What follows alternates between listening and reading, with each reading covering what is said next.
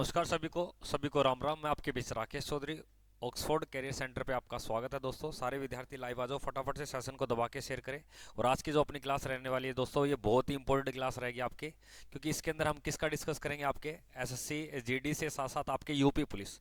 तो जितने विद्यार्थी आप यूपी पुलिस की भी तैयारी कर रहे हैं और एसएससी जीडी दोनों के लिए क्लास बेटर रहेगी दोस्तों। तो सारे विद्यार्थी सेशन को दबा के शेयर करें भाई साहब, और अपने क्वेश्चन की ओर बढ़ते हैं। तो पहले क्वेश्चन में क्या दिया गया है, फर्स्ट क्वेश्चन में क्या दिया गया देखिए एक बार। हाँ, देखिए, सरिस्का वन्य जीव अभयारण्य राज्य में स्थित है। तो सरिस्का वन्य जीव अभयारण्य भारत के किस राज्य में स्थित है दोस्तों? कमेंट करके बताओगे सारे विद्यार्थी, सभी का कमेंट सेक्शन देखूंगा मैं। तो ऑप्शन में क्या दिया गया, राजस्थान, बिहार, उत्तर प्रदेश और गुजरात। तो सरिस्के की बात कर रहा है, सरिस्का जो हरे कबूतरों के लिए फेमस है, ये भारत के किस राज्य में पड़ता है? राजस्थान में। और अगर जिले की बात की जाए तो अलवर में। कहाँ पड़ता है ये? अलवर में। तो इस प्रश्न का जो अपना राइट उत्तर होगा दोस्तों, वो क्या मिलेगा आपको? ऑप्शन संख्या यहाँ पे ए ऑप्शन इसका बिल्कुल हो जाएगा, यानी कि। और जिले की अगर बात करें तो किसकी बात बताओगे आप? अलवर। तो हरे कबूतरों के लिए फेमस है। और अगर बात की जाए तो बिहार में, तो बिहार का जो नेशनल पार्क है उसका नाम क्या है? बिहार का नेशनल पार्क बताइए। बिहार का वाल्मीकि, वाल्मीकि। तो वाल्मीकि वन्य जीव अभयारण्य या वाल्मीकि राष्ट्रीय उद्यान कहाँ पड़ता है? बिहार में। उत्तर प्रदेश की अगर बात करें तो दुधवा, दुधवा, दुधवा नेशनल पार्क कहाँ पड़ता है आपके? उत्तर प्रदेश में। गुजरात की अगर बात करें तो गिर नेशनल पार्क। कौन सा? गिर। और एक आपके marine, marine national park, Kutch, Kutch का, ठीक ना। हाँ, ये भी आपके कहाँ पड़ता है? गुजरात में। तो इस प्रश्न का राइट उत्तर क्या हो जाएगा आपके? ऑप्शन संख्या ए। अगर मैं आपसे बात करूं राजस्थान दिवस कब मनाया था, राजस्थान दिवस की बात की जाए तो राजस्थान दिवस की अगर बात आए तो दोस्तों आप क्या बताओगे? 30 मार्च को। कब मनाया जाता है? 30 मार्च को। अगर मैं बात करूं राजस्थान का राजकीय खेल क्या है? राजकीय खेल, राजकीय खेल की अगर बात की जाए तो आपका जवाब क्या होगा? बास्केटबॉल। क्या होगा? Basket ball. और बास्केटबॉल के एक पक्ष में खिलाड़ी कितने होते हैं आपके? पांच। क्या होते हैं? पांच। लेकिन राजस्थान को पूर्ण राज्य का दर्जा कब मिला? पूर्ण राज्य का दर्जा। तो आप बोलोगे इसका, यानी कि जो पुनर्निर्माण किया गया 1 नवंबर 1956 को। तो इसलिए राजस्थान स्थापना दिवस बोले तो बताओगे 1 नवंबर को, लेकिन राजस्थान दिवस बोले तो आप क्या बोलोगे? और देश का सबसे बड़ा राज्य कौन सा है? जो देश का 1/10वां भाग रखता है, 1/10वां भाग रखता है, यानी कि 32,87,263 वर्ग किलोमीटर में से कितना एरिया रखता है ये? 1/10वां भाग, क्योंकि राजस्थान का एरिया है वो कितना है? 3,42,239.74 वर्ग किलोमीटर में राजस्थान का एरिया पड़ता है, आपको ध्यान देना। राजस्थान में टोटल वर्तमान जिलों की संख्या की अगर बात की जाए तो इसमें जिले कितने आते हैं वर्तमान? तो आप बोलोगे सर इसमें वर्तमान जिले आपके कितने हैं? 50 है, क्योंकि पहले कितने 33 जिले थे, और कितने जिले और बनाए गए थे इसमें? 19 नए बनाए थे, लेकिन 2 जिलों का क्या किया गया था? विलय किया गया था। इस कारण इसमें जिलों की संख्या 50 है। राजस्थान में लोकसभा सीटें अगर बात की जाए तो लोकसभा सीटें कितनी है? 25। राज्यसभा सीटों की अगर बात की जाए तो कितनी है भैया? 10। और राजस्थान में विधानसभा सीटें कितनी पूरी? 200। कितनी है भैया? 200 है। तो इस 200 में से बहुमत दल किसको मिला अब की बार? बीजेपी को। और यहाँ का भजन लाल शर्मा को क्या बना दिया? राजस्थान का भी हाल फिलहाल में सीएम बना दिया। उससे पूर्व कौन था? अशोक गहलोत। अगले प्रश्न को देखते हैं भाई, अगले प्रश्न में क्या देगा, नेक्स्ट प्रश्न को। हाँ, नमस्कार भाई साहब। कौन? अच्छा, राम जुड़ा है क्या हमारे बीच में? अच्छा, राम को नमस्कार, गुड इवनिंग। वसा और तेल घुलनशील कौन से, यानी कि इसमें से बताना है वह कौन सा विटामिन है जिसमें वसा यानी कि फैट और ऑयल दोनों घुल जाते हैं? Vitamin B, vitamin B12, vitamin C और विटामिन ए। आपको याद रखना, घुलनशील विटामिन में अगर बात की जाए तो एक तो पानी मिलता है आपको। क्या मिलता है? पानी। गई भैंस पानी, यानी कि बी और सी। तो ये दोनों किसमें मिलेंगे आपको?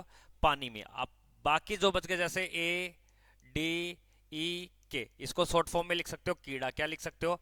कीड़ा। तो कीड़ा से एक ट्रिक बना लेना, ये बाकी जितने आ गए ये फैट में, यानी कि ये किस में घुलते हैं? वसा में। तो वह कौन सा विटामिन है जो वसा ऑयल में घुलता है? तो आपका राइट उत्तर क्या होगा? ऑप्शन संख्या क्या होगा भाई साहब, बताइए एक बार। ऑप्शन संख्या डी। ऑप्शन संख्या कौन सा मिलेगा आपको? डी। तो विटामिन ए का रासायनिक नाम पूछ लिया जाता है, रेटिनोल। क्या होगा भैया? रेटिनोल। क्या होगा भैया? रेटिनोल। अगर मैं आपसे बोल दूं विटामिन ए की कमी से, ए की कमी से हमारे शरीर में एक रंग रोग होता है, उसको क्या बोलते हैं? रतौंधी। रतौंधी रोग हमारे शरीर के किस अंग में होता है? आंख में। किस में होता है भैया ये? आंख में होता है। शाम को यानी कि रात्रि के समय बोलते हैं कि दिखाई नहीं दे रहा, कम दिखाई दे रहा है, ठीक है ना। हाँ बीजेपी ब्रो। आगे देखिए अगले प्रश्न में क्या दिए गए। हाँ अगले प्रश्न को देखिए सारे विद्यार्थी। नीली क्रांति का शब्द किससे संबंधित है। अब नीली क्रांति है जो किससे संबंधित है, यही तो बात कर रहा है नीली क्रांति। अब नीली क्रांति संबंधित किससे भाई साहब, आपके हीरा नीला, आपकी हीरा मछली पालन, आपके एनोटिक्स, तो किससे भैया, फिश से। वेरी गुड भाई, अर्जुन को भी इंग्लिश आने लग गई। तो यानी कि किससे संबंधित है ये, मछली पालन। यानी कि मछली पालन ना मिले तो क्या बताओगे, मत्स्य पालन। और मत्स्य पालन में विश्व का पहला स्थान कौन सा है, चीन है। और भारत में मछली पालन में पहला राज्य पूछा जाए तो कौन सा बताओगे आप, तमिलनाडु। लेकिन स्वच्छ जल की अगर बात करें तो क्या बताओगे, पश्चिम बंगाल। ठीक है ना, ये आपको थोड़ा सा देना है।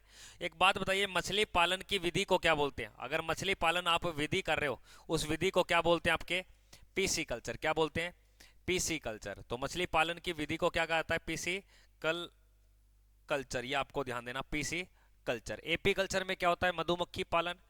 और आपके वीटी कल्चर में क्या होता है, अंगूर की खेती। वर्मी कल्चर में केंचुए द्वारा खाद तैयार की जाती है। और शहरी कल्चर में क्या होता है, रेशम कीट पालन किया जाता है। तो इस प्रश्न का उत्तर हो जाएगा आपके सी। अगला प्रश्न देखिए क्या दिया गया है, अच्छा प्रश्न है। डब्ल्यू डब्ल्यू डब्ल्यू डब्ल्यू पर हाइपर टेक्स्ट दस्तावेज के डैश के रूप में जाना जाता है। अब ये डब्ल्यू डब्ल्यू का प्रयोग किसके लिए किया जाता है, तो याद रखना होम पेज। किसके लिए होता है ये, होम पेज। तो होम पेज के ऊपर आपको ये लगा के फिर आप साइट को सर्च करते हो ना, तो ये होम पेज याद रखना। एक बात बताइए, कई बार ये भी पूछा जाता है इस डब्ल्यू डब्ल्यू का फुल नेम क्या होता है।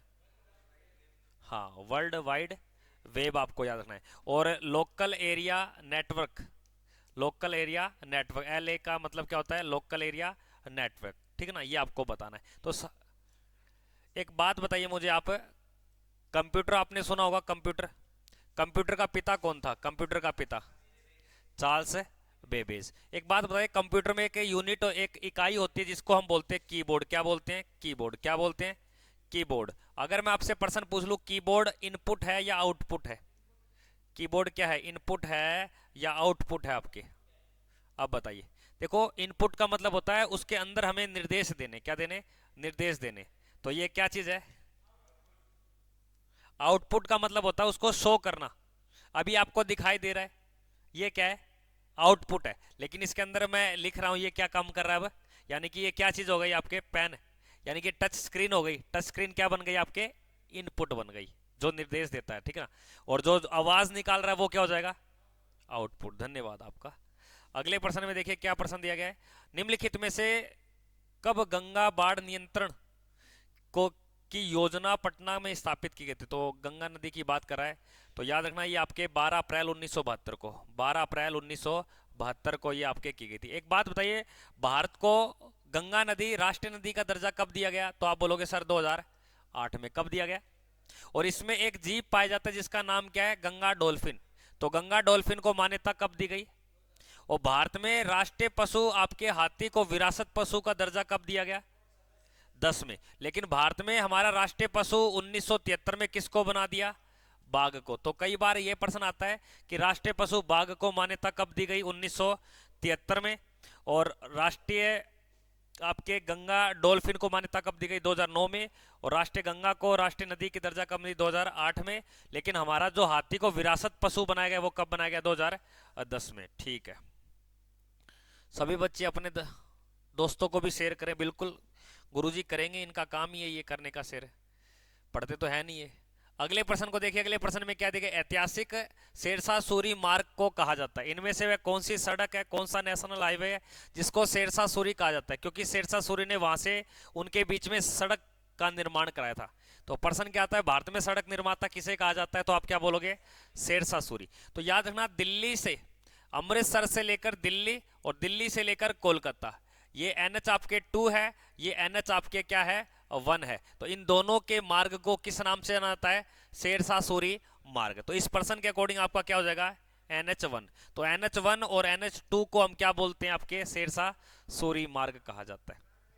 हाँ, ग्रांड ट्रैक रोड के नाम से जाना जाता है। और इस शेरशाह सूरी ने भारत में क्या चलाया था, तो आपको बताना है, रुपए का प्रचलन किसने किया था, शेरशाह सूरी ने। सूर साम्राज्य का संस्थापक कौन था, शेरशाह सूरी। कलिंजर अभियान में इसकी मृत्यु कब हो जाती है, आपके 1545 में। 22 मई 1545 में इसकी मृत्यु हो जाती है। लेकिन इसने सूर्यवंश की जो स्थापना रखी थी वो कब रखी थी? 1540 में। तब उस टाइम मुगल शासक था हुमायूं। हुमायूं को बिलग्राम के युद्ध में हराकर किस वंश की नींव रखता है? सूर्यवंश की नींव रखता है। वापस आपके जो मुगल साम्राज्य गद्दी पे कब आता है तो आपको बताना है 1555 में। और 1555 और 1556 में दीनपना नामक एक शहर है दिल्ली के अंदर, वो शहर हुमायूं ने बसाया था। उसके अंदर एक पुस्तकालय, एक लाइब्रेरी थी, उसकी सीढ़ियों से गिरकर हुमायूं की मृत्यु हो जाती है। और हुमायूं का मकबरा भी कहाँ बना हुआ है? दिल्ली में बना हुआ है। अगले प्रश्न को देखिए, अगले प्रश्न में क्या दिया गया, क्या दिया गया देखिए। डिवाइन कॉमेडी पुस्तक के लेखक कौन? अच्छा प्रश्न है, इंपॉर्टेंट प्रश्न है भाई साहब, स्टार लगा लेना। डिवाइन कॉमेडी पुस्तक के लेखक कौन है बताइए। तो इस प्रश्न का जो राइट उत्तर मिलेगा आपको वो क्या मिलेगा? आपके दाते एलिग्री।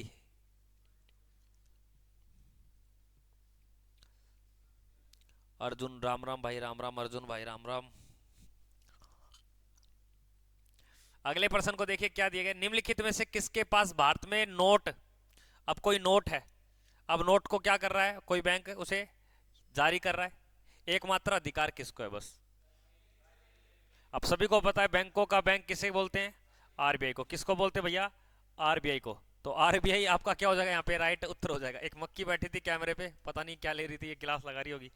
तो आरबीआई बैंक की स्थापना कई बार पूछी जाती है, तो आपको क्या बोलना है? 1935 में। आरबीआई बैंक का राष्ट्रीयकरण कब किया गया? 1949 में। इस आरबीआई बैंक का हेडक्वार्टर कहाँ पड़ता है? तो आप बोलोगे मुंबई में। लेकिन जब स्थापना की गई थी तब इसका कहाँ पे था? कलकत्ता में। वर्तमान में आरबीआई का गवर्नर कौन है? शक्तिकांत दास, आपको बताना है। शक्तिकांत दास आपका राइट उत्तर हो जाएगा। राजवीर गुर्जर जुड़े हैं, जय हिंद भाई राजवीर, जय हिंद, वंदे मातरम भाई। सेशन को दबा के शेयर करें। तो इस प्रश्न का राइट उत्तर क्या हो जाएगा? भारतीय रिजर्व बैंक। तो बैंकों का बैंक किसे बोलते हैं? तो याद रखना, 2 रुपए से लेकर 10,000 रुपए तक के नोट को जारी कर सकता है कौन भैया? आपके आरबीआई। लेकिन 1 रुपए के नोट को भारत सरकार जारी करता है, और उस 1 रुपए के नोट के ऊपर जो साइन करता है तो वो याद रखना ना, वित्त मंत्रालय का सेक्रेटरी यानी कि वित्त मंत्रालय का सचिव उसके ऊपर साइन करता है, ये आपको बताना है। वर्तमान में मुद्रा की अगर बात करें तो हाईएस्ट मुद्रा क्या है भारत में? कितने रुपए की हाईएस्ट मुद्रा है? 2000 की या 500 की? तो वर्तमान में अपनी हाईएस्ट मुद्रा क्या चल रही है? 500 की। 2000 को अभी फुल स्टॉप यानी कि बंद कर रखा है। अभी तक हमारी हाईएस्ट मुद्रा क्या आपके? 2000 की। और हमारी मुद्रा कितने रुपए से स्टार्ट होती है? तो आप क्या बोलोगे? 1 रुपए से। कितने रुपए से स्टार्ट होती है?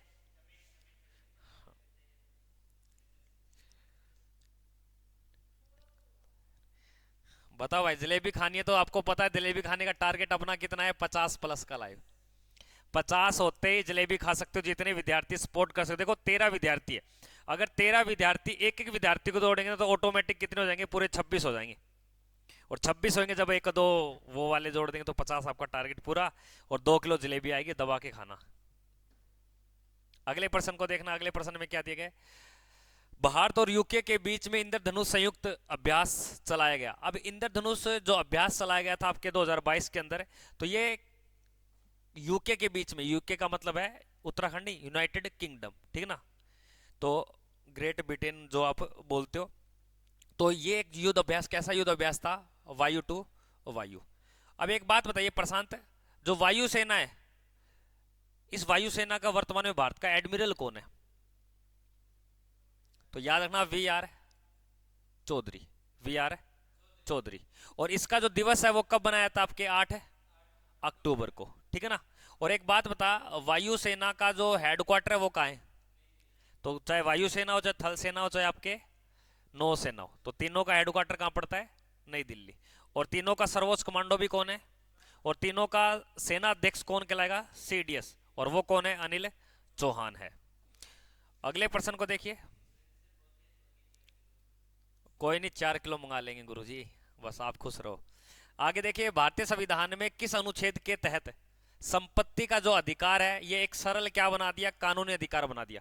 यानी कि जो संपत्ति का अधिकार है यह वर्तमान में कैसा अधिकार नहीं है? ये मूल अधिकार नहीं है, क्योंकि ये पहले मूल अधिकार का दर्जा था आर्टिकल किसके अंदर?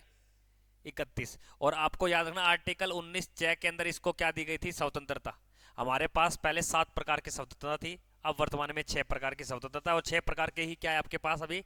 मौलिक अधिकार। अब वर्तमान में इसको क्या दे दिया? कानूनी अधिकार, जो अनुच्छेद 300A में, किसमें दिया गया? 300A के अंदर इसका राइट उत्तर आ जाएगा, भाग 12। तो भाग संख्या किस में मिलेगा आपको? अब 12 में। तो संपत्ति का जो अधिकार है ये किस वर्ष हटाया गया? तो याद रखना 44वां संविधान संशोधन 1978 में।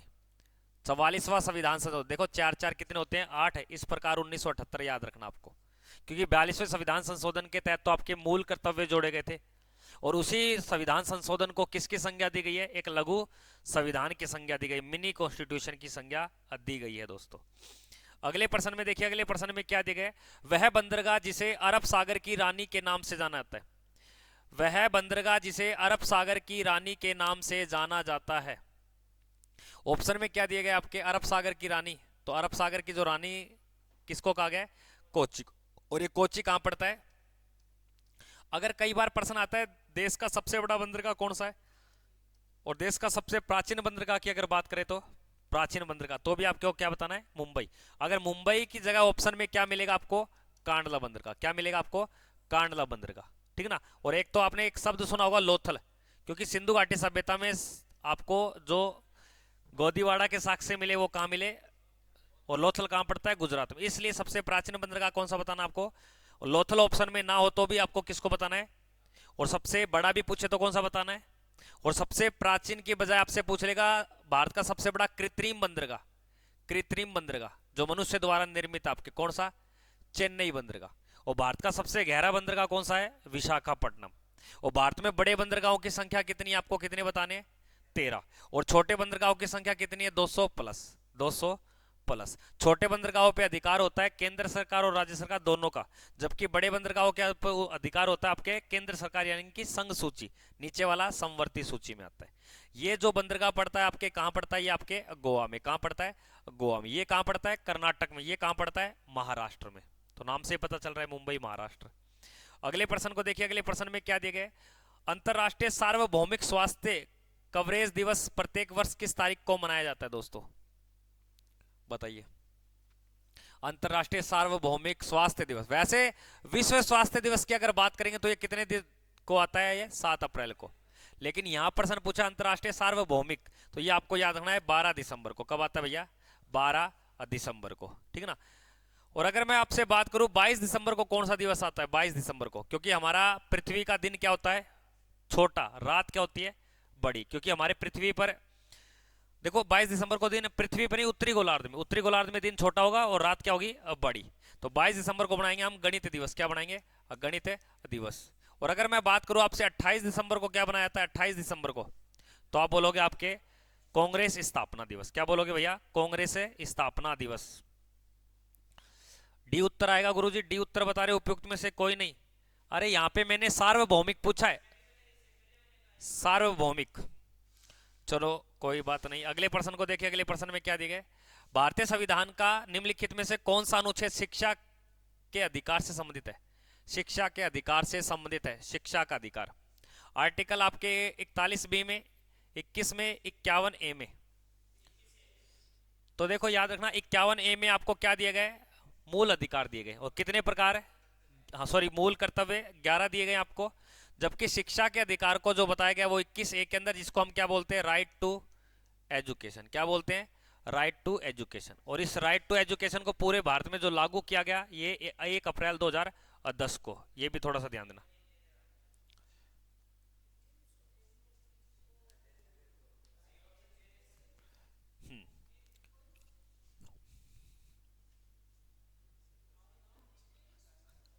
अगले प्रश्न को देखिए, भारत में हरित क्रांति डैश में शुरू की गई थी। अब भारत में जो हरित क्रांति की शुरुआत किस वर्ष की गई थी? तो याद रखना भारत में सबसे पहले जो हरित क्रांति की शुरुआत की गई थी वो कब की थी? 1967 से। लेकिन दूसरी बार भारत में जो हरित क्रांति शुरू की गई थी 1983 से लेकर आपके 1984 के बीच में। और इस हरित क्रांति का भारत में जनक कौन रहा? एम.एस. स्वामीनाथन। स्वामीनाथन, ये भी आपको थोड़ा सा ध्यान देना है। एक बात बताइए, हरित क्रांति की शुरुआत भारत के किस राज्य से होती है? सबसे पहले पंजाब से। हरित क्रांति का उद्देश्य क्या था? खाद्यान्न फसल को बढ़ावा देना। खाद्यान्न फसल को क्या देना? बढ़ावा। जिसमें से सबसे ज्यादा अहम भूमिका क्या थी? गेहूं और प्लस में चावल। क्या हो जाएगा भैया? गेहूं और चावल। एक बात बता प्रशांत, भारत में सबसे ज्यादा गेहूं उत्पादन कहां होता है? जहां पे जनसंख्या ज्यादा है? उत्तर प्रदेश। और भारत में सर्वाधिक चावल उत्पादन कहां होता है? पश्चिम बंगाल।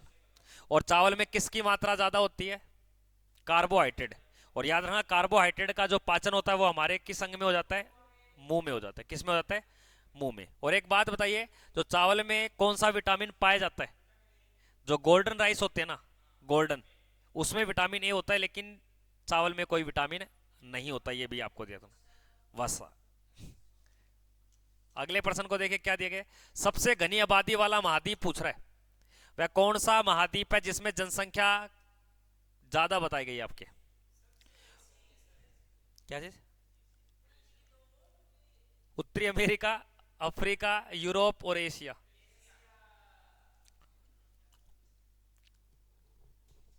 क्या चीज है? जनसंख्या। हाँ। अब देखो प्रश्न में क्या दिया गया है, सबसे घनी आबादी वाला महाद्वीप की अगर बात की जाए तो इसके अंदर अगर देखा जाए तो डेंसली की अगर बात कर रहा है तो डेंसिटी डेंसली, इस प्रश्न में डाउट रहेगा। तो अगर देखा जाए तो वो एग्जामिनर किस हिसाब से सही करता है। देखो ज्यादा जनसंख्या की अगर बात करें तो क्या बताओगे आपको? लेकिन अगर जन घनत्व की अगर बात करें ना, जनसंख्या जन घनत्व, तो आपको क्या बताना पड़ेगा? यूरोप। क्या बताना पड़ेगा भैया? यूरोप। लेकिन इस पर्सन के अकॉर्डिंग आपको ऐसे याद रखना क्योंकि ज्यादा की बात कर रही है। हाँ। आगे देखिए, भारत के वर्तमान मुख्य न्यायाधीश कौन है? ये तो गलत नहीं होना चाहिए। हाँ। तो भारत के वर्तमान में मुख्य न्यायाधीश के रूप में कौन है? नवंबर 2000 आपके 22 से किसको बनाया गया? DY चंद्रचूड़। और ये कौन से नंबर के बने आपके? 50वें नंबर के। और ये कहां बने आपके? सुप्रीम कोर्ट में ना। अब एक बात बताइए, सुप्रीम कोर्ट का पहला मुख्य न्यायाधीश कौन था? फर्स्ट हीरालाल जे कानिया। हीरालाल जे कानिया। और इसे सुप्रीम कोर्ट में मुख्य न्यायाधीश के रूप में कितना वेतन मिलता है? 2 लाख, यानी कि 2,80,000 रुपए इसको महीना वेतन मिलता है। और ये अपने पद पे आयु की सीमा पे कब तक रह सकता है? पद के ऊपर 65 वर्ष तक। कितना रह सकता है ये आयु का? 65 वर्ष तक। ये आपको ध्यान रहा। 65। Very good, excellent. Oh no. अगले प्रश्न को देखिए, भारतीय संविधान के किस मौलिक अधिकार के तहत बाल श्रम को समाप्त कर दिया? बाल श्रम को समाप्त कर दिया, मौलिक अधिकार बताना है। भारतीय संविधान के किस मौलिक अधिकार के तहत बाल श्रम को समाप्त कर दिया गया है? और आपको पता है जो बाल श्रम होता है वो आपके आर्टिकल कौन से में है? 23 और आपके 24 में। तो यहाँ पे आपको क्या पूछा है? बाल श्रम को समाप्त कर दिया गया है। तो बाल श्रम की अगर बात की जाए तो आपको आर्टिकल कौन सा बताना पड़ेगा? 24। तो इस प्रश्न का राइट उत्तर क्या हो जाएगा आपके? शोषण के विरुद्ध अधिकार। क्योंकि समानता का जो अधिकार है आर्टिकल 14 से लेकर कितने तक है? ये 18 तक। शिक्षा का जो अधिकार है ये आपके कौन से आर्टिकल में मिलता है? शिक्षा और संस्कृति का, तो वो याद रखना है 29-30। और संवैधानिक उपचारों का अधिकार आपके ओनली फॉर अनुच्छेद 32। स्वतंत्रता का अधिकार की अगर बात करें तो 19 से 22। और धार्मिकता की अगर बात करें तो 25 से लेकर 28 तक। तो मौलिक अधिकार किस देश से लिए गए हैं? अमेरिका से। और मौलिक अधिकारों की वर्तमान में संख्या कितनी है? 5 या 6? 6। और मूल कर्तव्यों की संख्या 11। अगले प्रश्न को देखिए, विश्व जल दिवस कब मनाया जाता है? देखो अगर आपके पास जल है तो पृथ्वी है। क्या भैया? सुनना, आपके पास जल है तो क्या भैया? पृथ्वी है। अब पृथ्वी है तो उसके ऊपर क्या मिलेगी आपको? वनस्पति। क्या मिलेगी? वनस्पति। क्या मिलेगी भैया? वनस्पति। उसको बोलेंगे जैव विविधता। क्या बोलेंगे? जैव विविधता। तो जैव विविधता और पृथ्वी और जल, तो जल है तो अपने पृथ्वी है और पृथ्वी है तो जैव विविधता। यानी कि 22 मार्च को याद रखना और ये आपके 22 अप्रैल को याद रखना और ये याद रखना आपके 22 मई को। ठीक है ना? तो ये आपका हो जाएगा WEB, यानी कि वाटर हो जाएगा आपके, ये अर्थ हो जाएगा, ये आपके बायोस्फीयर। अरे बात नहीं भाई साहब, बातें बहुत करते हो आप। यहां प्रश्न का उत्तर क्या लगाऊं? 22 मार्च। Very good. आगे देखिए, हिम नदी के निक्षेपों की लंबाई जो बनती है। अब हिमनद क्या होता है? कोई बर्फ की पहाड़ी है, उस बर्फ की पहाड़ी से कोई नदियां चलने लगी, नाली बना दी। उसका जो कटाव होता है ना, उस कटाव के अंदर जो अपसाद इकट्ठा रुक जाता है उसको बोलते हैं आपके मोराइंस। क्या बोलते हैं? मोराइंस। ये थोड़ा सा हार्ड पर्सन है, पढ़ो तो पढ़ो ना तो छोड़ देना। अगले प्रश्न को देखिए क्या दिया है, वह बंदरगाह जिसे दीनदयाल बंदरगाह के नाम से जाना जाता है। दीनदयाल, क्योंकि उसका पहले जो नाम था वो क्या था आपके, कांडला बंदरगाह। क्या नाम था, कांडला बंदरगाह। और ये कांडला बंदरगाह किस राज्य में पड़ता है, गुजरात। कहाँ पड़ता है ये, गुजरात में पड़ता है। और इसका वर्तमान में नाम क्या है, दीनदयाल उपाध्याय। दीनदयाल उपाध्याय बंदरगाह, ये पश्चिमी तट पे पड़ता है आपके अरब सागर की ओर। इसे यहाँ, ये भारत का सबसे बड़ा कैसा है, जवारी बंदरगाह है। और एक ये क्या है आपके, मुक्त मुक्त व्यापार बंदरगाह है। यानी कि यहाँ से आपको कोई सामान वगैरह ले जाते हो दूसरे बंदरगाह में, कोई टैक्स देने की नीड नहीं है। हाँ, राजस्थान के सबसे निकट आइए। अगला देखिए, विटी कल्चर या अंगूर की खेती निम्नलिखित में से किस क्षेत्र में होती है। अब जो अंगूर की खेती की जाती है वहां की जो जलवायु है वो कैसी है, आपके आर्द्र शुष्क। कैसी है भैया, और याद रखना अंगूर की खेती को हम क्या बोलते हैं। और भारत में सबसे बड़ा ये जो क्षेत्र है इसका नाम क्या, आपके नासिक। क्या नाम भैया, और नासिक कहां पड़ता है आपके, महाराष्ट्र में। किस नदी के किनारे नासिक, गोदावरी। कौन सी नदी है भैया, गोदावरी। अब एक बात बताइए, जो अंगूर की खेती होती है कैसी फसल, रबी की या खरीफ की। अंगूर कब आते हैं, गर्मियों में या सर्दियों में। ये खा गया हो कि तो अंगूर बार है।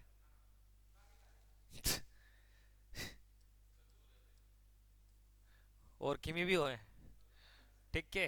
तो अंगूर की खेती की हो है आपके खरीफ की। अगले प्रश्न को देखिए, अगले प्रश्न में क्या दिया, भारत के संविधान को कब अपनाया गया। भारत के संविधान को कब अपनाया गया, ये प्रश्न बताना आपको। अपनाया गया है यानी कि संविधान को पारित कर दिया, अंगीकृत कर दिया आपके 26 नवंबर 1949 को आपका भारतीय संविधान बन के क्या हो गया था, तैयार हो गया था। और याद रखना इस दिन भारतीय संविधान में कुल कितने अनुच्छेदों को लागू किया गया, 15। कितने अनुच्छेद लागू हुए थे, और बाकी जो शेष अनुच्छेद लागू हुए थे वो कब हुए थे, 1950 में। और किस तारीख को, 26 है। यानी कि भारतीय संविधान लागू कब होता आपके, 26 जनवरी 1950 को। लेकिन भारतीय संविधान बन के तैयार कब हुआ आपके, 26 नवंबर 1949 को। वेरी गुड भाई साहब। ये फैक्ट्स नाम का आज विद्यार्थी नया जुड़ा है, फैक्ट्स भाई, इसको शेयर करें ज्यादा से ज्यादा। अगले प्रश्न को देखिए, अगले प्रश्न में क्या दिया, भारतीय संविधान का अनुच्छेद 324 एक स्वतंत्र डैश का प्रावधान करता है। भारतीय संविधान का अनुच्छेद 324 एक स्वतंत्र डैश का प्रावधान करता है।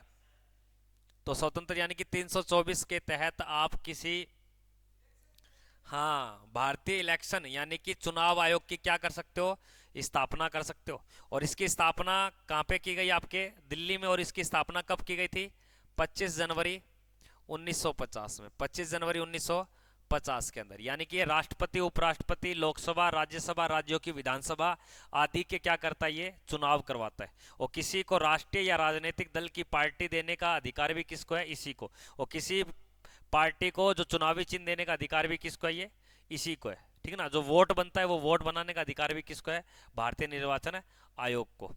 यहाँ पे आपको याद रखना है। अगले प्रश्न को देखिए, देखो वित्त आयोग की अगर बात की जाए तो आर्टिकल 280 के अंदर, किसके अंदर है, आर्टिकल 280 के अंदर। लोक सेवा आयोग की अगर बात की जाए तो आर्टिकल 315 के अंदर, किसके अंदर है। योजना आयोग एक कैसा है, गैर संवैधानिक निकाय, इसका संविधान में कहीं उल्लेख नहीं है। जहां संविधान में उल्लेख मिलेगा वो संवैधानिक निकाय होते हैं, संविधान के अंदर दे दिए। संविधान में ना मिले तो वो गैर संवैधानिक होंगे।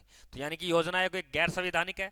वर्तमान में योजना आयोग नहीं है, ये क्या एक नीति आयोग है, जो केंद्र और राज्य तत्कालीन मिलकर एक योजना को डिसाइड करते हैं। ये पहले पंचवर्षीय योजना बनाने के लिए बनाया गया था। अगला देखिए, भारतीय संविधान का कौन सा अनुच्छेद संविधान के संशोधन से संबंधित है। अब भारतीय संविधान का कौन सा अनुच्छेद संविधान संशोधन से संबंधित है। अब संविधान में कोई चीजों को बदलाव करना है या कोई चीज जोड़नी है या कोई चीज घटानी है तो संविधान संशोधन करते हैं। और ये संविधान संशोधन हमारे किसके द्वारा किया जाता है, संसद के द्वारा किया जाता है। और आर्टिकल 368 में इसका उल्लेख मिलेगा, किसमें मिलेगा, 368 में। आर्टिकल क्या बताओगे, 368। एक बात बताइए, भारतीय संविधान संशोधन टोटल अभी तक कितने हो चुके हैं, 105। कितने हो चुके हैं आपके, 105 या 106, 105 आपके कितने हो चुके, 105। और आपके संविधान जो विधेयक है ना, विधेयक वो 127 हो चुके। कितने हो चुके, 127। उसमें से कानून का दर्जा कितने को मिल चुका, 105 को। पहला संविधान संशोधन किया था 9वीं अनुसूची को जोड़ने के लिए 1951 के अंदर। Very good. भाग 20 के अंदर इसका उल्लेख मिलता है। दक्षिण अफ्रीका से इसकी प्रावधान लिया गया है। सार्क एक क्या है, संगठन है। सार्क क्या एक है, संगठन है। इस सार्क संगठन का जो मुख्यालय है ये कहां पड़ता है? याद रखना, सार्क संगठन की स्थापना कब की गई थी? 19 दिसंबर 1800 नहीं 1985 में। और वर्तमान में इसके अंदर कितने मेंबर काम में हैं? 8। तो कितने सदस्य हैं इसके भैया? 8 आपको। और इसका वर्तमान मुख्यालय कहां पड़ता है? आपके नेपाल की राजधानी काठमांडू में। कहां पड़ता है? नेपाल की राजधानी काठमांडू के अंदर इसका मुख्यालय पड़ता है। सर दो गा ही ऑप्शन दिखाई दे रहा है, क्या क्या ही हो? दो गो ही। अगला प्रश्न देखिए, भारतीय रिजर्व बैंक के पहले भारतीय गवर्नर, रिजर्व बैंक का पहला भारतीय गवर्नर बताना है। अगर सीधा प्रश्न आ जाए भारतीय रिजर्व बैंक का पहला गवर्नर कौन था, पहला गवर्नर, फर्स्ट गवर्नर की अगर बात है तो याद रखना सर ओस, नहीं सर ओस ब्रोन, ब्रोन स्मिथ, सर ओस ब्रोन स्मिथ। लेकिन इसने कैसा पूछ लिया? हमारे मुल्क का, यानी कि भारत का। तो भारत का कौन था? C D Deshmukh. कौन था भैया? C D Deshmukh. तो कर लोगे प्रश्न को? करना तो पड़ेगा। फैक्ट्स नाम का आज जुड़ा है क्या नया, या पर लमू है कोई?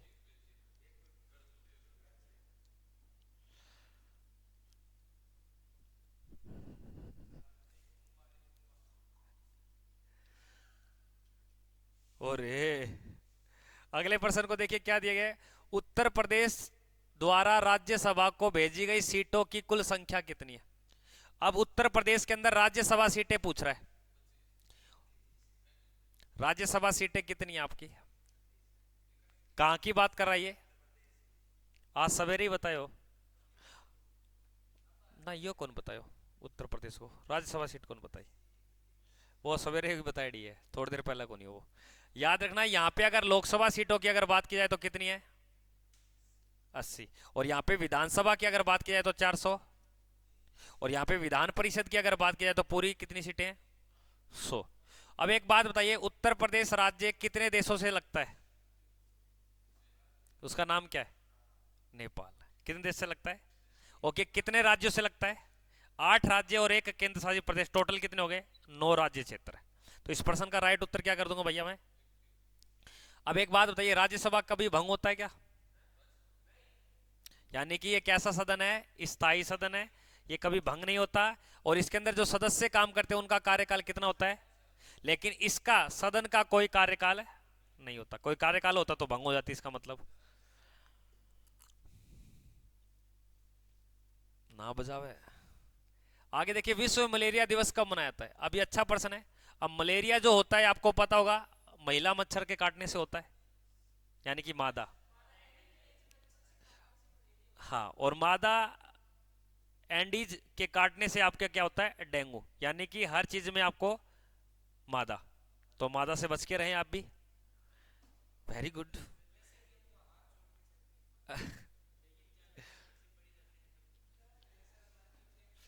तो देखिए 25 अप्रैल को हमारा क्या बनाया जाता है? विश्व मलेरिया दिवस बनाया जाता है।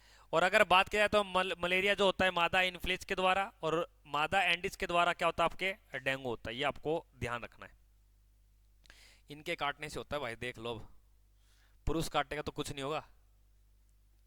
आगे देखिए, जिम कॉर्बेट, जिम कॉर्बेट राष्ट्रीय उद्यान भारत के किस राज्य में पड़ता है? Jim Corbett. मनीष का उत्तर आया था सी 25 अप्रैल। ठीक है, अगला वो उत्तर दीजिए भाई मनीष। मारियन फैक्ट्स का उत्तर बी, पंजाब, उत्तर प्रदेश, उत्तराखंड, राजस्थान। सी बता रहे उत्तराखंड में गुरुजी। देखो, जिम कॉर्बेट नेशनल पार्क का वर्तमान में नाम है Ramganga national park, Ramganga national park. और ये पड़ता है आपके उत्तराखंड के नैनीताल में। कहां पड़ता है? उत्तराखंड के नैनीताल। नैनीताल नामक एक क्या है? मीठे पानी की झील भी है और जिला भी है। और इसके बीचों बीच एक नदी बहती है, उस नदी का नाम क्या है? रामगंगा। क्या नाम है? इसलिए इस राष्ट्रीय उद्यान का नाम क्या रखा है अब? Ramganga national park. और ये देश का सबसे पहले बना था, और ये कब बना था? 1936 में। और जब ये बना था ये किस राज्य में था? उत्तर प्रदेश। और क्योंकि उत्तर प्रदेश से उत्तराखंड कब बना? 2000 में। कब बना? इसलिए वर्तमान में जिम कॉर्बेट नेशनल पार्क कहां पड़ता है? उत्तराखंड की कैपिटल का नाम क्या है? देहरादून है। और देहरादून में याद रखना इंडियन मिलिट्री एकेडमी का क्या है, संस्था, हेडक्वार्टर। तो इंडियन मिलिट्री एकेडमी कहां पड़ती है, तो आप क्या बोलोगे। और नेशनल डिफेंस एकेडमी पूछ ले तो क्या बताओगे, पुणे। और पुणे में एक जगह पड़ती है उसका नाम क्या है, खड़ंग वासला। तो इंडियन मिलिट्री की कई बार पूछा जाता है, तो आप क्या बोलोगे, देहरादून। अगले प्रश्न को देखिए भाई, अगले प्रश्न में क्या दिया गया है, बेकिंग सोडा है। अब बेकिंग सोडा क्या है, आपके खाना बनाने के लिए होता है, खाने में नरम यानी कि फ्लावट आ जाए। तो याद रखना NaHCO3, Na2CO3 का मतलब हो जाएगा आपके वाशिंग यानी कि धावन सोडा यानी कि कपड़े धोने का। ये सोडियम कार्बोनेट है और ये है सोडियम बाई कार्बोनेट, और ये सोडियम कार्बोनेट। तो यानी कि बाई खाना बना के चली गई, अब कपड़े खुद को धोने पड़ेंगे, यानी कि H को निकाल देना, वहां पे किसको लटका देना, खुद को लटका लेना कपड़े धोने के लिए। अगले प्रश्न को देखिए, अगले प्रश्न में क्या देगा, वायुमंडल की वह परत जिसमें ओजोन परत पाई जाती है। अब आपको पता है कि ओजोन परत हमारी रक्षा करती है ना, क्योंकि सूर्य से आने वाली कौन सी किरणों को रोक लेती है, यूवी रेस। कौन सी रेस को रोकती है, यूवी रेस को। और ये हमारे किस मंडल में पाई जाती है आपके, तो यानी कि ओजोन परत किस मंडल में पाई जाती है, समताप मंडल। और ओजोन को बचाने के लिए प्रत्येक वर्ष हम 16 सितंबर को क्या बनाते हैं, दिवस बनाते हैं। ओजोन दिवस कब आता है, अब 16 सितंबर। या आपको याद रखना है कि ओजोन कितनी मोटाई में फैली हुई है, यानी कि ओजोन की परत को मापने की जो इकाई है उसे क्या बोलते हैं, डोप्सन। क्या बोलते हैं भैया, डोप्सन। क्या बोलते हैं, डोप्सन। अब एक बात बताइए, जो ओजोन है इसका रासायनिक सूत्र क्या है, O3। ये हल्के नीले रंग की गैस है, हल्के नीले रंग की गैस है, एक जहरीली गैस की श्रेणी में आती है। सबसे जहरीली गैस की अगर बात करेंगे तो carbon mono oxide. Very good, धन्यवाद आपका, पढ़ते हो आप, बहुत अच्छा पढ़ते हो। ओके, अगले प्रश्न को देखिए, अंतरराष्ट्रीय न्यायालय कहां पर स्थित है। ये प्रश्न तो गलत नहीं होना चाहिए, क्योंकि अंतरराष्ट्रीय न्यायालयों के अंदर जज बैठते हैं, और जजों की संख्या कितनी होती है, और एक जज अगर काम करेगा तो कितने वर्ष तक सेवा देगा अपने, 9 वर्ष तक, ठीक है ना। और इस अंतरराष्ट्रीय न्यायालय का जो हेडक्वार्टर पड़ता है वो कहां पड़ता है, द हैग, आपके नीदरलैंड में। और पेरिस के अंदर किसका मुख्यालय पड़ता है, यूनेस्को। यूनेस्को का मुख्यालय कहां पड़ता है, आपके पेरिस में। और न्यूयॉर्क में आपका मुख्यालय किसका पड़ता है, यूएनओ का। किसका पड़ता है, यूएनओ का। चीन ऐसे ही है, कोई काम का नहीं है ना। चीन में दो बातें याद रखना, चीन का शोक किसको बोलते हैं, आंगो नदी को। चीन विश्व का जनसंख्या की दृष्टि से कैसा देश है, बड़ा देश है, प्रथम देश है, ये आपको बताना है। चीन की सबसे लंबी नदी का नाम क्या है, नहीं, हांगो नदी, यांग टीसी एशिया की सबसे लंबी नदी है, ठीक है। अगले प्रश्न को देखिए, अगले प्रश्न में क्या दिया गया, राष्ट्रीय मानवाधिकार दिवस आयोग की स्थापना कब की गई थी। मानवाधिकार आयोग, देखो ये आपके की गई थी 12 अक्टूबर को, 1993 में। कब की गई थी, 1993 के अंदर राष्ट्रीय मानवाधिकार आयोग। वैसे विश्व जो मानवाधिकार आयोग बना था ये कब बना था, 1948 में। और कहां बना था ये, पेरिस में। कहां बना था भैया, पेरिस में। और एक बात बताइए, मानवाधिकार दिवस किस तारीख को मनाया जाता है, 10 दिसंबर को। तो मानवाधिकार जो आपका दिवस आता है वो किस तारीख को आता है, 10 दिसंबर को। ह्यूमन राइट्स डे, तो इसका राइट उत्तर हो जाएगा 1993।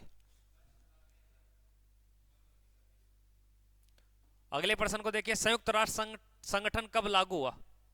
संयुक्त राष्ट्र संगठन कब लागू हुआ दोस्तों, ये आपको बताना है। 24 जनवरी 1945 को, 24 दिसंबर 1945 को, 24 अक्टूबर 1945 को। याद रखना, 24 अक्टूबर 1945 को इसकी स्थापना की गई। स्थापना के समय इसके टोटल जो मेंबर थे वो कितने थे भैया, 50। कितने मेंबर थे इसके, 50। और भारत उसी टाइम शामिल था। लेकिन आज वर्तमान में इसके मेंबरों की संख्या कितनी है भैया, 193। कितने मेंबर है। और कई बार प्रश्न आ जाए कि सर संयुक्त राष्ट्र संगठन दिवस कब बनाया जाएगा, तो आप क्या बोलोगे, 24 अक्टूबर को। कब बनाया जाएगा भैया, 24 अक्टूबर। वर्तमान में कितने देश इसके अंदर आते हैं, 193 इसके कंट्रीज हैं। अगले प्रश्न को देखिए, अलकनंदा और भागीरथी कहां पर मिलती है, उस जगह को क्या बोलते हैं। यानी कि जब अलकनंदा और भागीरथी नदियां मिलती है तो उसको गंगा नदी बोलते हैं। बनाने वाली जगह का नाम बताइए। यहाँ ये भागीरथी है और ये अलकनंदा, ये दोनों मिल गई और आगे के जल नदी को क्या बोल दिया, गंगा। तो इसका राइट उत्तर क्या हो जाएगा आपके, देव प्रयाग। क्या हो जाएगा भैया। अब देखो जो विष्णु प्रयाग है ना, इसके अंदर एक नदी आ रही है, इसका नाम है धौली गंगा। क्या नाम है? धौली गंगा। तो धौली गंगा और आपके अलकनंदा क्या बनाती हैं?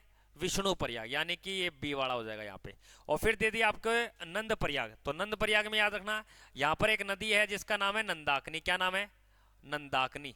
तो नंदाकनी और आपके अलकनंदा मिलती है तो क्या बनाती है? नंद प्रयाग बनाती है। उसके बाद में एक नदी है जिसका नाम है पिंडार नदी। क्या नाम है? पिंडार। अरे बात नहीं। अब पिंडार यहाँ पे जो मिलती है उसको बोलते हैं कर्ण प्रयाग। क्या बोलते हैं? कर्ण प्रयाग। और यहाँ पर एक नदी आती है, अरे प्रशांत, यहाँ पे एक नदी आती है, इसका नाम है मंदाकिनी। क्या नाम है? मंदाकिनी। और मंदाकिनी और आपके अलकनंदा जो मिलते हैं उसको बोलते हैं रुद्र प्रयाग। क्या बोलते हैं? और नीचे कौन सा आपके? तो ऊपर विष्णु, नंद और कर्ण और रुद्र और आपका देव प्रयाग। तो टोटल कितने प्रयाग बता दिए मैंने आपको। और ये किस राज्य में? उत्तराखंड में।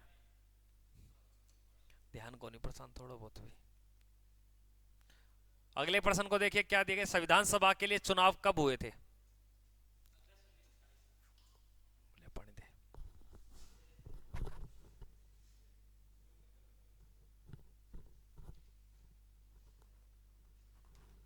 बता अब।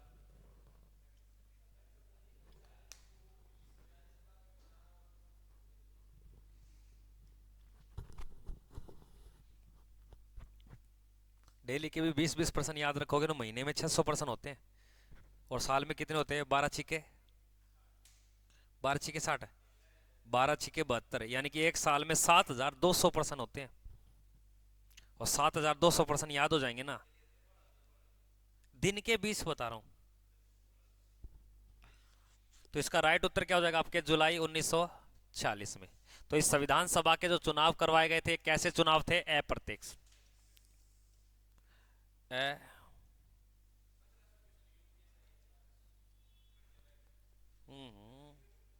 यूपीएससी की तैयारी करते हैं ना, बहुत लाखों प्रश्न पड़ जाए वे। अगला देखिए, प्रसिद्ध हड़प्पा स्थल लोथल और धोलावीरा किस राज्य में? और लोथल भी कहां पड़ता है? धोलावीरा का जो शाब्दिक अर्थ होता है सफेद रंग का कुआं। सफेद रंग का कुआं। तो इसका राइट उत्तर क्या हो जाएगा आपके? काले रंग की चोड़ियां आपके राजस्थान में कौन सी जगह पड़ती है आपके? हनुमानगढ़ में कालीबंगा, ठीक है ना। और हरियाणा के अंदर राखी गढ़ी और बनावली, जो सिंधु घाटी सभ्यता का सबसे बड़ा स्थल है वो कौन सा है? राखी गढ़ी है। आपको ये बताना है, भारत के अंदर है। अगले प्रश्न को देखिए क्या दिया गया है। संयुक्त राज्य अमेरिका यूएसए के प्रथम राष्ट्रपति का नाम बताना है।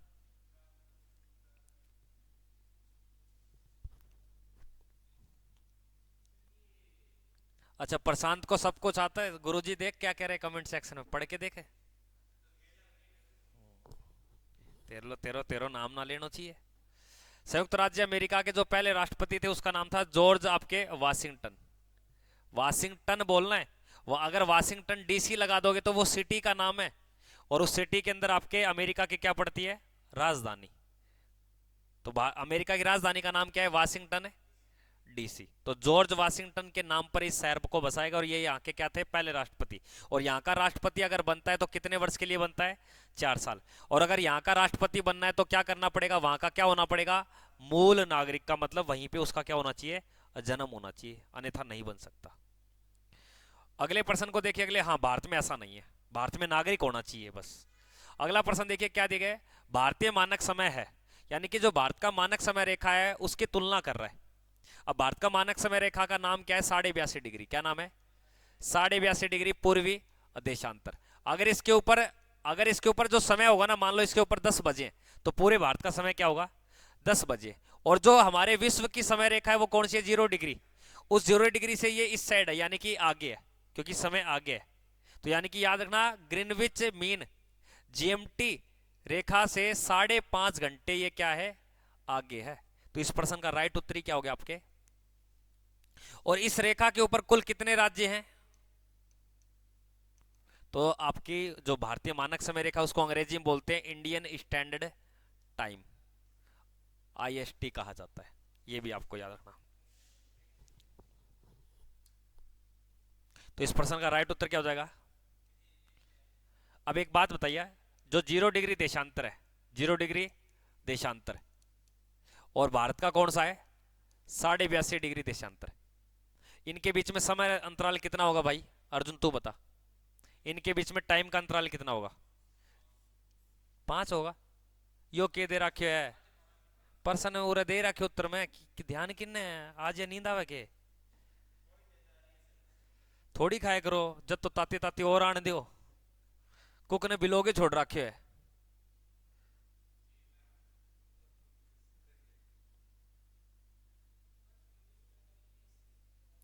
अगला देखिए वर्ष 1955 में एस आर राव ने किस हड़प्पा स्थल की खोज की थी। एस आर राव के द्वारा लोथल की खोज की गई। किसकी की गई लोथल की खोज की गई। और लोथल किस नदी के किनारे खोजा गया तो याद रखना भोगवा।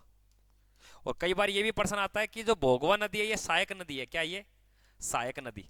अब ये सहायक किसकी सहायक नदी है ये अच्छा है साबरमती। किसकी सहायक नदी है ये साबरमती की सहायक नदी कौन सी है भोगवा। और भोगवा के किनारे कौन सा शहर है लोथल। और यहाँ पर हमें समुद्री जहाज के ठिकाने मिले और समुद्री जहाज रुकते उसको क्या बोलते हैं बंदरगाह। और सिंधु घाटी सभ्यता में इसको क्या बोला गया गोदीवाड़ा। क्या बोला गया गोदीवाड़ा के साक्ष्य कहाँ मिले हमें लोथल से। और कुत्ता भाग रहा है उसके आगे कौन भाग रही है बिल्ली। तो बिल्ली कुत्ते के पंजों के क्या मिले और मन के बनाने की क्या मिले यहाँ पे कारखाने मिले। ये भी आपको थोड़ा ध्यान देना। चावल के यहाँ पे साक्ष्य मिले और बताते हैं कि मनुष्य के साथ साथ कुत्ते को दफनाने के क्या मिले यहाँ पे साक्ष्य मिले। सॉरी कुत्ते नहीं युग्म साक्ष्यम यानी कि एक के साथ एक को दफनाने के। अगला प्रश्न देखना पैरोल का अर्थ क्या। ये ज्यादा हार्ड प्रश्न तो नहीं लगता। पैरोल का मतलब है कि अगर आपको पुलिस ने क्या कर लिया केस बन गया कोई अब आपको गिरफ्तार करनी है पुलिस तो गिरफ्तारी के बजाय आपको क्या कर दे कैदी की अस्थायी रिहाई कर दे। यानी कि हम इसको रिहायत करें अस्थायी तो अस्थायी को क्या बोला जाता है आपके पैरोल पे छोड़ देते उसको कई दिनों के लिए फिर आगे डेट डल जाती है। तो ये थोड़ा सा याद रखना। अगला देखिए पैथ्रालियो क्या है। पैथ्रालियो अच्छा प्रश्न है। पैथ्रालियो एक याद रखना बिल्ली की बड़ी प्रजाति होती है यानी कि शेर। शेर की एक क्या है प्रजाति है। अगले प्रश्न को देखिए क्या दिया गया भारतीय सरकार द्वारा राष्ट्रीय ग्रामीण संस्थान मिशन कब शुरू किया गया था। तो ये किया गया था आपके 12 अप्रैल 2005 को। अगले प्रश्न को देखिए ये लास्ट प्रश्न आज की क्लास का। भारत भूमध्य रेखा के उत्तर भाग में किन अक्षांशों के बीच में। तो भारत का जो उत्तरी अक्षांश है ये भूमध्य रेखा है। तो भारत 8 डिग्री से शुरू होती है 8 डिग्री 4 मिनट से लेकर और ऊपर तक जाती है 37 डिग्री 6 मिनट तक। तो इसको बोलते हैं हम उत्तरी अक्षांश क्योंकि भारत उत्तरी गोलार्ध में इसलिए जो जितनी भी अक्षांश रेखा है वो कैसी है उत्तरी अक्षांश है। तो ये थोड़ा सा आपको ध्यान देना। तो इस प्रश्न का अपना राइट उत्तर क्या हो जाएगा आपके हाँ। और भारत का देशांतरीय की अगर बात आ जाए तो याद रखना आपके नहीं 68 डिग्री 7 मिनट से लेकर हाँ 97 डिग्री 25 मिनट पूर्वी देशांतर के बीच में ये आपके देशांतरीय आंकड़ा हो जाएगा। तो आज की क्लास को यहीं पे समाप्त करते हैं मिलते हैं कल तब तक के लिए बने रहे अपने चैनल से। और जितने बच्चे आप अभी यूपी पुलिस एसएससी जीडी के लिए जो भी ऑफलाइन हमारे पास पढ़ना चाहते हैं तो डिस्क्रिप्शन में नंबर दिया गया उस पर आप संपर्क कर सकते हैं। जय हिंद वंदे मातरम।